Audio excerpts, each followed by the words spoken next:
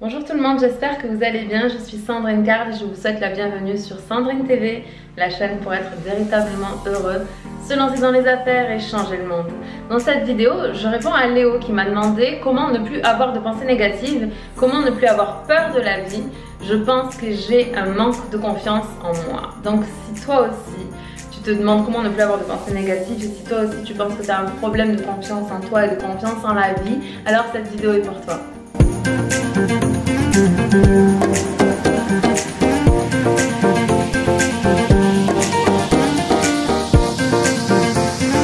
Alors déjà, pour répondre à la question comment ne plus avoir de pensées négatives, la première chose à savoir c'est qu'il y en aura toujours. En fait, votre cerveau, il n'a pas été conçu pour vous amener à réaliser vos rêves, il a été conçu pour vous maintenir en vie. Par conséquent, son travail, c'est de repérer toutes les sources en fait de danger pour vous. Donc avoir des pensées négatives, c'est également d'un autre côté avoir un cerveau hyper efficace d'un point de vue évolutif. Ce qu'il faut comprendre, c'est que dans le cerveau, on a plusieurs biais cognitifs, notamment un qui s'appelle le biais de négativité.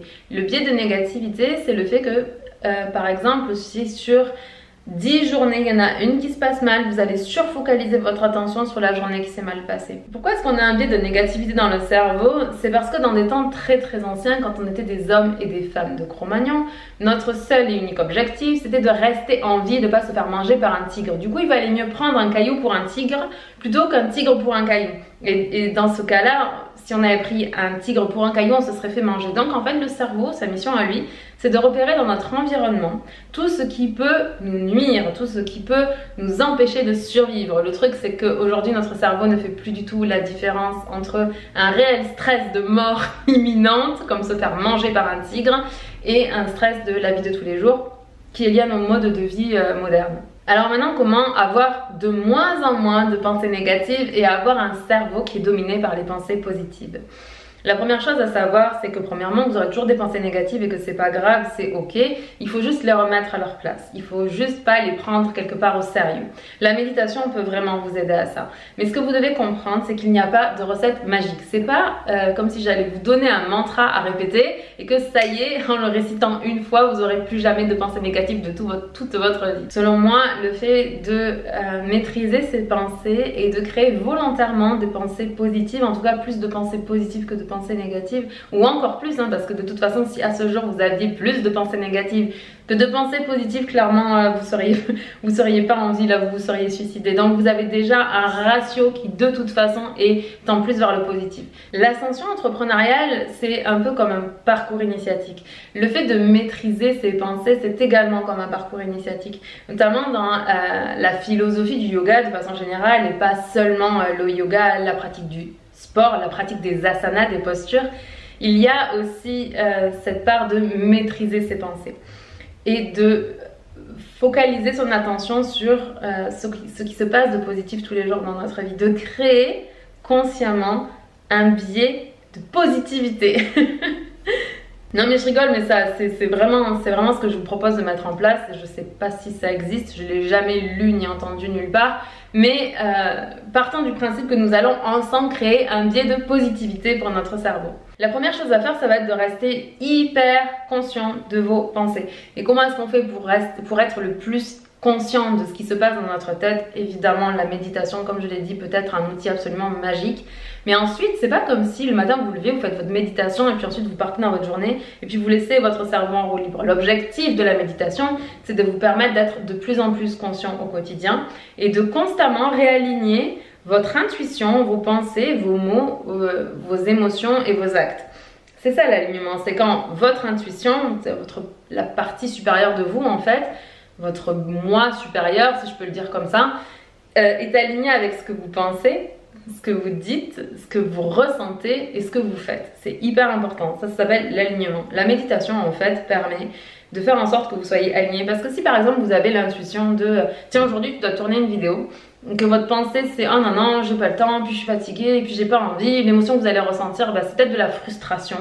Du coup qu'est-ce qui va se passer? Vu que c'est l'émotion qui déclenche l'action, ça va être cette émotion là de frustration, elle va pas déclencher le fait de tourner une vidéo et du coup le résultat ne sera pas celui que vous voulez mettre dans ce monde, puisque votre objectif en tant qu'entrepreneur de demain c'est que votre intuition se manifeste dans le monde physique. Alors, qu'est-ce qui peut être hyper intéressant pour vous?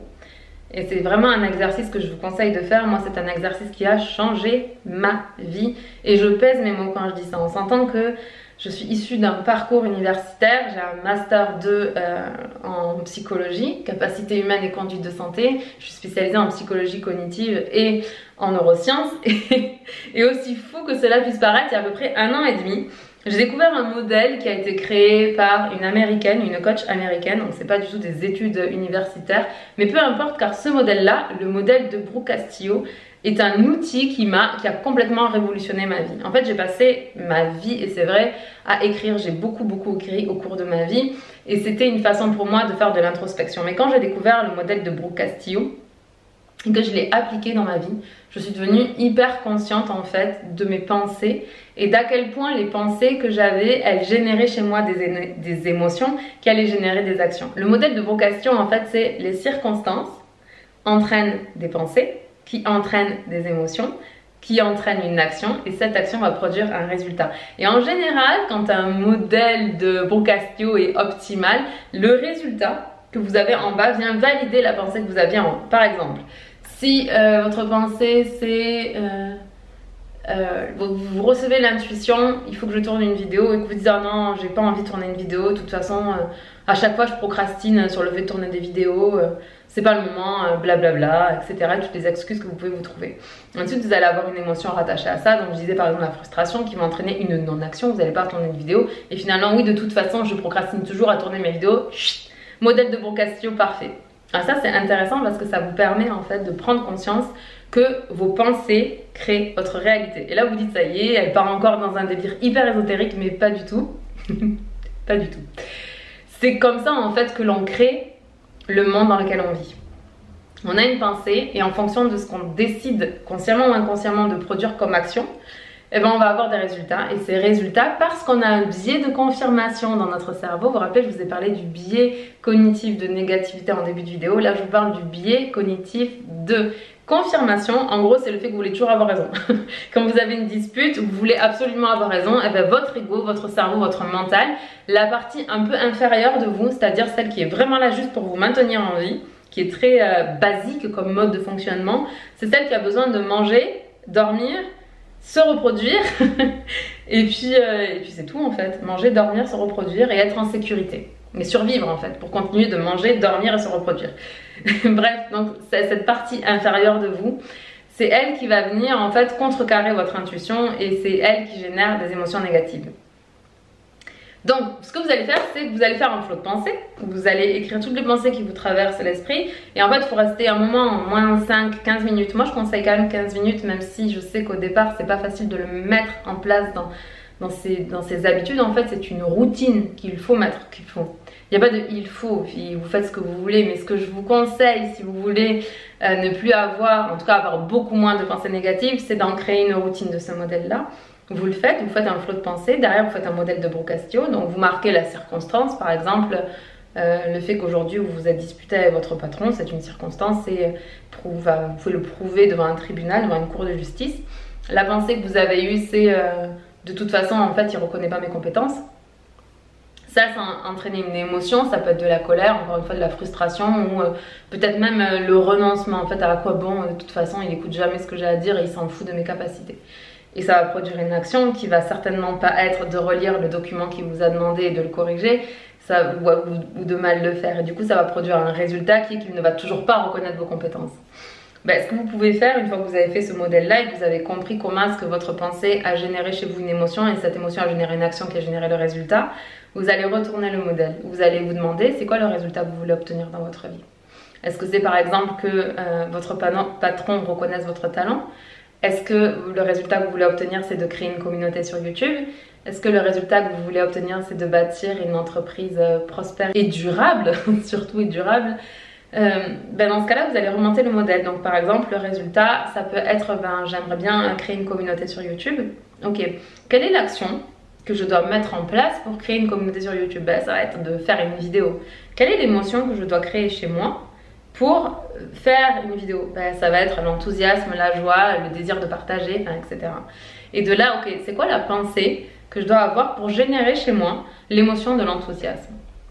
Moi, ça va être, je suis hyper contente de partager mes connaissances avec le plus grand nombre. Du coup, quand vous faites votre modèle à l'envers, vous vous rendez compte que la pensée, c'est je suis hyper heureuse de partager mes connaissances, par exemple. Ça pourrait être une pensée que vous ayez. Clairement, si vous répétez cette pensée-là, quand vous dites, vous avez l'intuition, je dois tourner une vidéo, et plutôt que de vous dire, oh non, j'ai la flemme, c'est difficile, j'y arriverai pas, de toute façon, je procrastine tout le temps à tourner des vidéos et blablabla, vous allez vous dire, ok, j'ai l'intuition qu'il est temps pour moi de tourner une vidéo. Je suis hyper heureuse de partager mes connaissances au plus grand nombre. Ça va générer l'émotion dont vous avez besoin. De là, en fait, vous allez pouvoir générer l'action qui est alignée avec l'intuition que vous avez eue et vous allez produire les résultats que vous voulez produire dans votre vie. Tout à l'heure, je vous disais que quand vous avez une pensée négative qui arrive et que vous la reconnaissez, de répéter 6 fois une pensée positive. Bah, c'est cette pensée que vous avez sortie du modèle de Brocastio qu'il faut répéter. Parce que si par exemple vous vous dites je procrastine toujours à tourner des vidéos et que vous avez cette pensée qui arrive, je procrastine toujours à tourner des vidéos, et que vous dites je passe à l'action et je tourne des vidéos, en fait il n'y a pas l'émotion derrière. Ça génère pas nécessairement l'émotion, parce que je passe à l'action, je tourne des vidéos, ça peut générer chez vous de la peur, et du coup ce sera contre-productif de répéter une pensée qui chez vous génère l'émotion de la peur, ça vous servira pas. C'est pour ça que c'est important de faire un modèle de Brocastio. Et quand vous avez une pensée négative qui arrive et que vous la passez dans le modèle de Brocastio et que vous en sortez une pensée opposée pour vous, pas opposée dans je procrastine, je passe à l'action, qui soit opposée vraiment pour vous, qui génère chez vous l'émotion contraire, qui génère chez vous l'émotion qui va vous permettre de faire ce que vous avez vraiment envie de faire et pour obtenir le résultat que vous voulez obtenir dans votre vie. C'est cette pensée-là que vous allez répéter comme un mantra de façon à ce que ça devienne votre nouvelle réalité. En fait, comment sont créées les croyances? Et les croyances sont des pensées, des idées que l'on a nous-mêmes, qu'on l'on entend autour de nous, que l'on répète tellement de fois, ou dans notre tête, ou avec nos mots, ou que l'on entend, et on les répète tellement de fois que ça devient notre vérité. Donc votre objectif pour avoir de moins en moins de pensées négatives et créer un biais de positivité dans votre cerveau, ça va être d'aller chercher les phrases qui chez vous vont devenir des affirmations, des mantras, que vous allez implémenter volontairement dans votre tête, qui vont vous permettre d'obtenir les résultats que vous voulez vraiment obtenir dans votre vie. Maintenant, comment ne plus avoir peur de la vie? En fait, quand on comprend qu'on est les créateurs de notre réalité, je sais encore une fois que ça fait très ésotérique, mais pourtant c'est vrai, là, si vous passez au modèle de Brocastio, vous voyez bien que votre modèle il se valide, testez-le en fait. Juste testez dans votre vie à quel point vos pensées deviennent votre réalité. Quand vous comprenez du coup que vos pensées, pas celles des autres, pas ce que les autres pensent de vous, ce que vous décidez de penser pour vous-même. J'insiste sur le mot décider, d'accord? Vous arrêtez d'être en roue libre, vous prenez la responsabilité de votre vie et vous prenez conscience que c'est vous qui décidez des pensées qu'il y a dans votre tête, dans votre esprit. Quand vous prenez conscience de ça, vous vous rendez bien compte qu'il n'y a pas de raison d'avoir peur de la vie en fait. La vie, elle vient vous apporter les expériences qui sont nécessaires pour vous faire évoluer. La vie, elle vient vous offrir toutes les opportunités dont vous avez besoin pour grandir. Et c'est votre rôle en fait de vous dire ok, qu'est-ce qui se passe là? Aujourd'hui, je n'obtiens pas les résultats que je veux dans ma vie. Il y a forcément une raison à ça et ça vient forcément de moi. Oui, parfois ça vient de l'extérieur. Oui, parfois ça peut être votre patron qui vous parle mal, vos clients qui sont désagréables avec vous, votre conjoint, votre amoureuse, vos parents, votre famille, peu importe en fait d'où ça vient. Mais votre responsabilité à vous, c'est de dire ok, est-ce que je suis d'accord avec ce qu'ils sont en train de dire sur moi? Ou est-ce que en fait la personne qui se connaît le mieux, qui connaît le mieux qui je suis sur cette terre, c'est moi? Et ce n'est pas les autres, et je décide pour moi d'avoir une pensée différente de ce que pensent les gens qui m'entourent. C'est pas du tout clair. Oui, parfois la vie va venir vous challenger, mais ne prenez pas ça comme un affront de la vie. La vie, elle vient juste vous montrer vos parts d'ombre et les zones sur lesquelles vous devez travailler.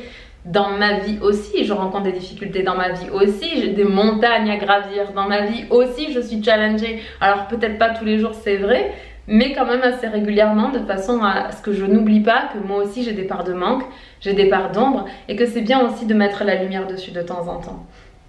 En tout cas, je vais vous donner quelque chose que moi je me répète constamment, parce que je suis comme vous en fait, je suis humaine, et toutes les personnes qui font des vidéos, ou toutes les personnes que vous admirez, ou tous les grands entrepreneurs aussi passent par des phases de doute, de manque de confiance en eux, où ils savent pas trop en fait quelle est la prochaine action à faire et est-ce qu'ils sont légitimes à faire cette nouvelle action qu'ils n'ont jamais faite.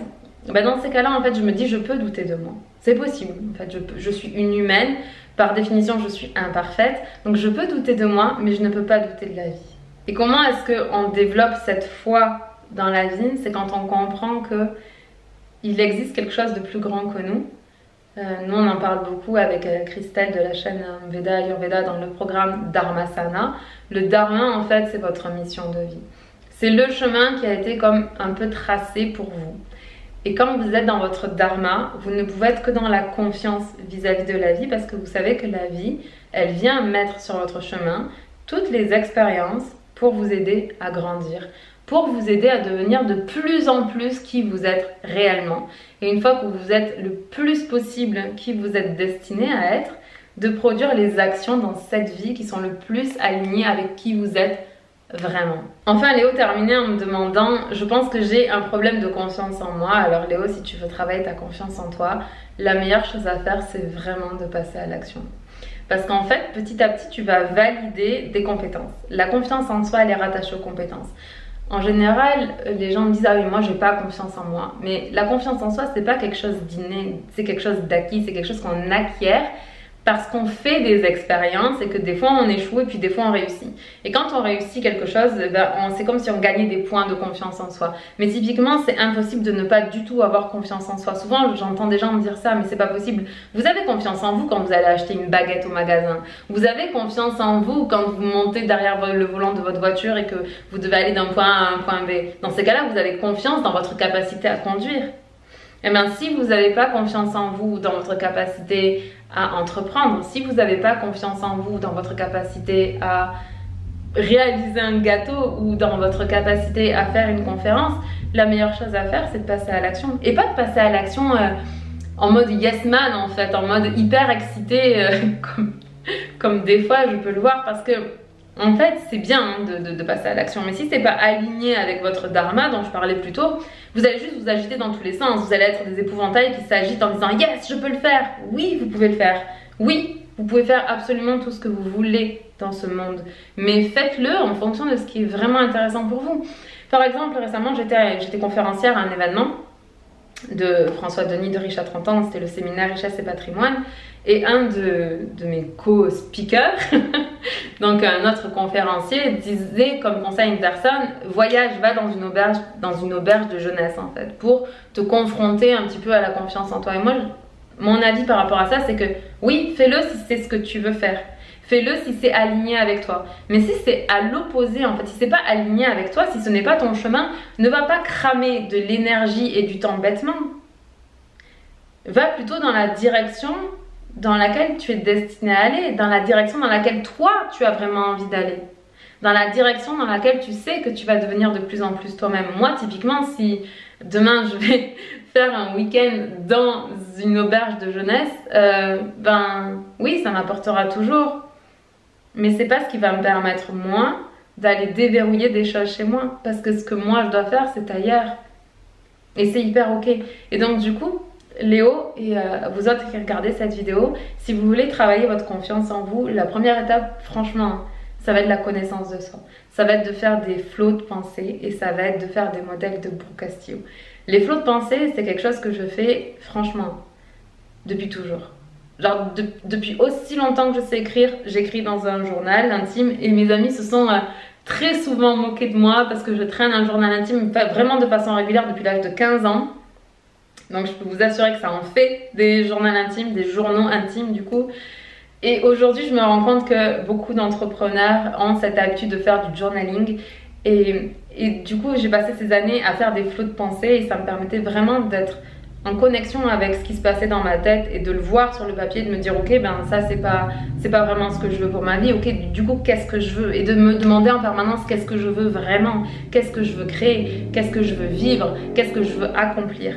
Et du coup, c'est pour moi, de mon point de vue, si vous voulez travailler la confiance en vous, ça va être la première étape, de vous demander qui vous êtes et qu'est-ce que vous voulez faire. Et ensuite, une fois que vous avez défini qui vous avez envie d'être, Et qu'est-ce que vous voulez faire? Ben juste faites-le. Découpez votre objectif. Vous n'êtes pas obligé de faire un tour du monde immédiatement. Vous pouvez très bien commencer par faire un premier voyage et vous n'êtes même pas obligé de faire ce premier voyage à l'étranger.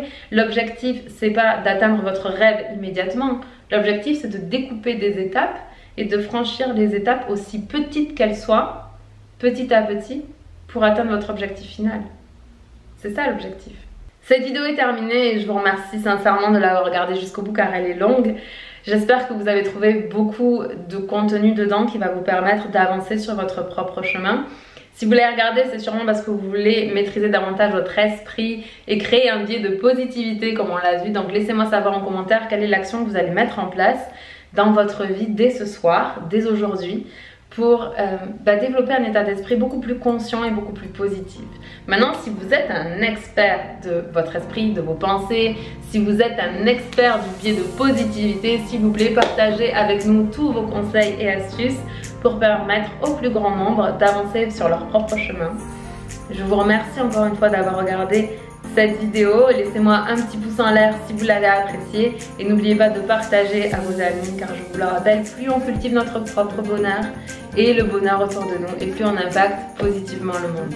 Je vous embrasse de tout mon cœur, de toute mon âme, de toutes mes forces et je vous dis à mardi pour une prochaine vidéo.